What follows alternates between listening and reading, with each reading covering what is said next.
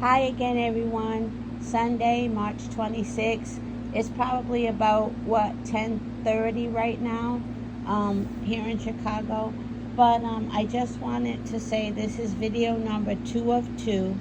I already uploaded the short video covering the Cody versus Ramos and the Spencer versus Ramos fight on the Benavidez plant card.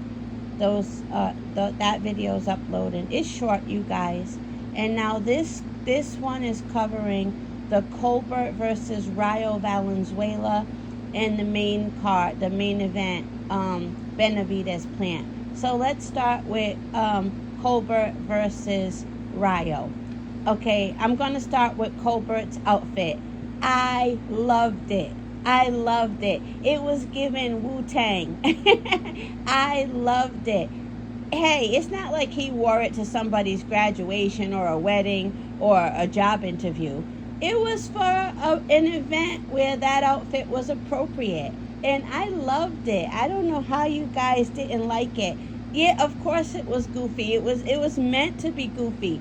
But it was perfect. That yellow was just so vibrant. I don't know how you guys didn't like that suit he came out with. And the hat too. I loved it. I don't know how you guys didn't like it. But so that was his entrance. Now, my opinion, even though I'll start with saying I did think Rayo did enough to win the fight, but a lot of people, because they don't like Colbert, they're kind of acting like Colbert didn't do anything. Colbert displayed some really good skill against Rayo in that fight. No, not enough to win, in my opinion, but I'm not a judge. But Colbert, he displayed some really good boxing skill in that fight. And when he was in his zone, he was far more impressive than Rayo. Again, that's not how judging a fight is supposed to go. So I'm not saying, just because he, in my opinion, displayed better skill, he should have won. I do think Rayo won. But, hey, they gave it to Colbert. I feel like people are being mean to Colbert. He's not a judge. He's not a judge. And I promise you, if the roles were reversed and our fighter was the clear winner and the Latino fighter, sorry, I got to make this about race, and the Latino was the better fighter, I promise you, the Latino fans would pretend they never even saw Colbert throw a punch. They would totally act like they didn't even see Colbert throw a punch. So I'm not going to sit up here and make a big deal out of the fact that they gave it to Colbert. I mean, he was in there fighting, and he was displaying superior boxing skill, in my opinion. But, I'm just, okay, I will be honest and say I do think Rayo won.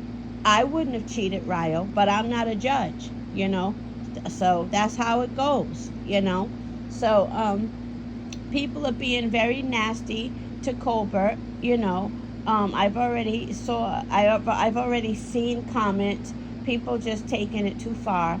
I know Colbert, we don't like what he said about Wilder. He should have minded his fucking business if he didn't have anything decent to say, in my opinion.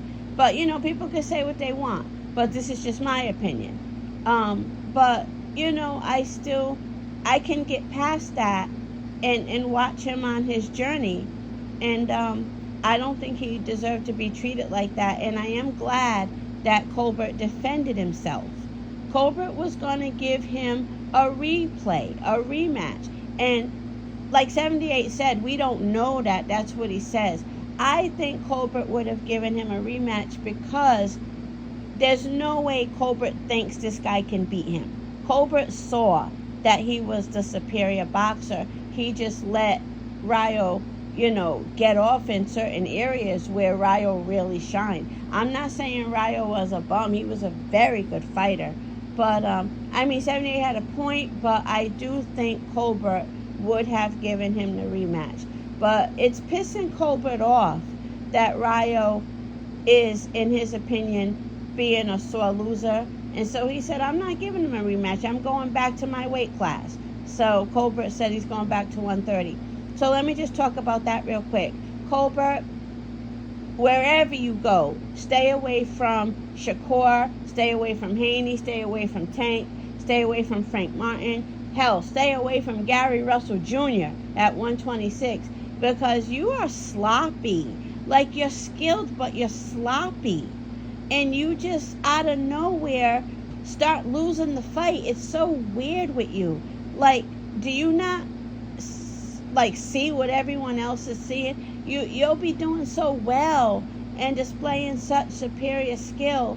And then you'll just start getting pounded on. And you just fight weird, and you just don't, you don't connect well in terms of seeing something through.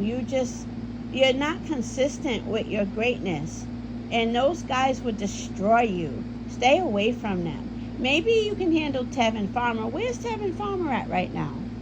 Salute to Tevin Farmer. I don't know what he's doing or where he's at, but I don't know who you should fight. But stay away from Shakur. Stay away from Haney. Stay away from Frank Martin. Stay away from Gary Russell Jr. Stay away from Tank. You know, that's it on Colbert. But again, Colbert's not the judge.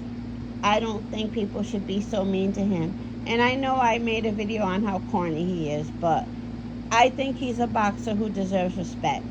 So that's how I feel. But you know, everybody doesn't feel that way. I respect that. Now let's talk real quick. I don't like super long videos. Let's talk real quick about Benavidez Plant. Then I'm going to talk shit about two channels that I really like, but they said something crazy. I'm not going to say their names though.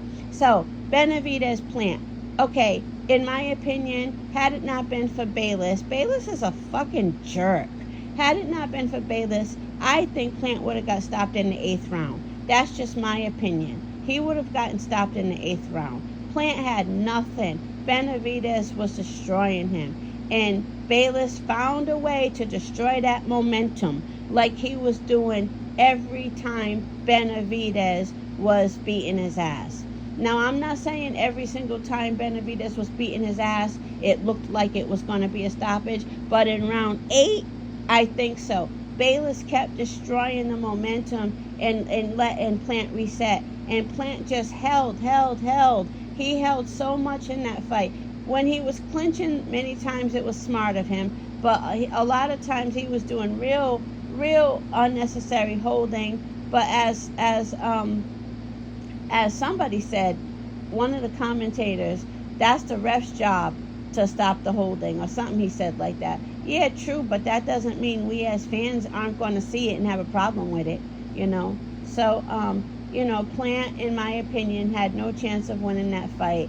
Benavidez whipped his ass. I do think Benavidez did just as well as somebody who would have KO'd Plant. But the difference was Benavidez had to deal with all that holding, and he had to deal with Skip Bayless. But to me, his victory was as good as a KO. So now, you guys, when the Canelo fans come at you and say he could never beat Canelo, this, that, and the other, because, you know, they're going to say it whether they believe it or not. Just ask them if they want to see the fight. If they say no, at least you know not to waste your breath with them. If they say yes, then you can go back and forth with them over who wins. But when they start saying, you know, this guy's nothing for Canelo, ask them one question. So do you want to see the fight? Do you want to see them fight for undisputed? If they say no, just keep pushing, because they're just being whatever they can get away with. That's what Canelo fans have turned into. They have become morphing into whatever they can get away with. So don't waste time with them. So that being said, let's talk about how at the press conference, and this supports my position on Andrade versus Benavidez, because yesterday somebody said something really stupid about how when Benavidez wanted to fight Andrade, or when he showed interest in Andrade went to the PBC. That doesn't even make sense. Like, people don't even know how to be objective. They just know that they don't like Andrade, and they're basically willing to lie so that it doesn't show that they don't like Andrade. And I'm not talking about 78. 78 doesn't do that. But I'm talking about another channel that I really like. That was a really dumb comment to say that Andrade went to the PBC when Benavidez wanted him. So you caught that, but you didn't catch the millions of times Benavidez team said they didn't want Andrade to fight Benavidez. Funny how you never caught that and spoke about it on your channel. So we all know what biasness sounds like, or what not being objective because you don't like a certain fighter sounds like. And I just thought it was whack, like be objective regardless, that's how I feel. But so enough about that. Notice at the press conference after the fight, what did Team Benavidez say? And this was not just something he threw out there. This was a tactical statement. He said there's nobody else at 168 for Benavidez except for Canelo Alvarez. They know what they're saying, you guys. They don't want to entertain an Andrade fight. They probably don't even want to entertain a Morrell fight, even though a lot of people, including myself, thinks Morrell has work to do. That was a very calculated statement, you guys. He said there's nobody else at 168. That was a duck comment, and I caught it. Okay, so channels are going to pretend they didn't hear that either. They're going to run around saying Benavidez wants all the smoke and nobody else wants him, talking stupid. But you got his team constantly showing you what the real deal is. But enough about that. And for the record, I think Andrade has the skill set to own 168. Yes, I do. And even though I think Andrade has a better chance than Jermall Charlo, I think he's a contender too. Andrade, Benavidez, Jermall Charlo if he moves up, David Morrell. That division is anybody's to own. Even Canelo, that division is anybody's to own. So you guys better pay attention with Benavidez' team dismissing all of those possible tough fights, And one more thing before I go. So that was my wrap-up of Benavidez versus Plant. Congrats to Benavidez. Great job. Great job. I do feel like you kind of kissed Canelo's ass at the press conference. He's number one, I'm number two. And there was something else he said that was a real kiss-ass statement. I just don't think kissing his ass is going to get you the fight. I think you got to... I'll give it to Plant. At least Plant never kissed his ass. But Plant never really cared if he got the Canelo fight earlier in the previous years anyway. Plant had told him no at least once or twice. Plant was one of the few fighters at 168 Canelo wanted.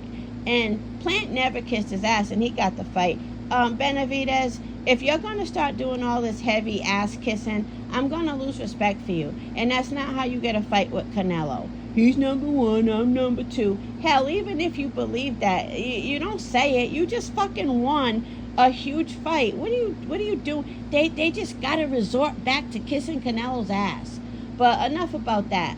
So congrats to Benavidez. I did have him winning. I had him winning KO round 8. Let me talk shit about one more channel that said something delusional. It wasn't about the fight, but it was the referee Skip Bayless. This dude, and I respect him, so of course I'm not going to say his name. This dude going to say, what if Bayless referees the Bud versus Spence fight? Can you believe this dude's concern is that if Bayless referees the Bud versus Spence fight, he's going to protect Bud when Spence is trying to land on him? Like, how you going to... Don't play Bud like that. Don't play Bud like that. Bud ain't never needed a referee just to help him win a fight. Don't play Bud like that. How about if I said, what if Bayless referees that fight and Bud knocks that mouthpiece out of Spence's mouth while he's not focused, and Bayless gives Spence extra time? How would you like if I said that? I wouldn't play Spence like that. Like, I might talk shit when I'm arguing with people back and forth on YouTube, but I wouldn't say that as a legitimate concern. Like, how you gonna play Bud like that? You ain't never seen Bud display subpar fighting where he needed the ref to save him. So that was such a bullshit comment. Like, come off your high horse and stop being delusional about Bud versus Spence. That's a very competitive fight, and Bud will never need Skip Bayless or anybody else to protect him in a fight. So cut the bullshit. That statement kind of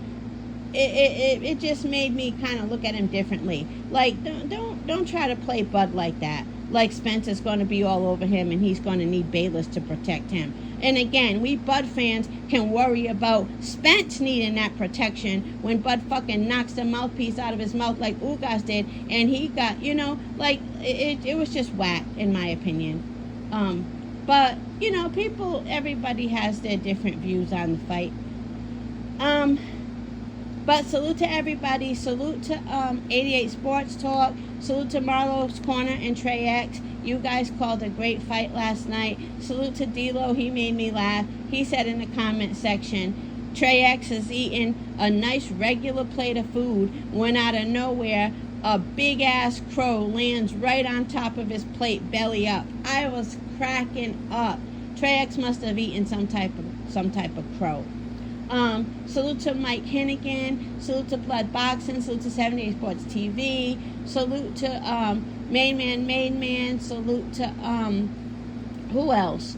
The Mac Mob. Salute to E Thriller, the Black Picasso. Salute to Golden. Salute to LaRon. Salute to I know I'm missing a lot of people I want to shout out. Stormy B Man. Salute to KQKC. Salute to It's Just Boxing. Salute to Tony Snowflakes. Salute to Fracas. Salute to Derek Bailey. Eagles Web Boxing. Sir Flame. Yasser Hussein. Gil Coles. Salute to everybody.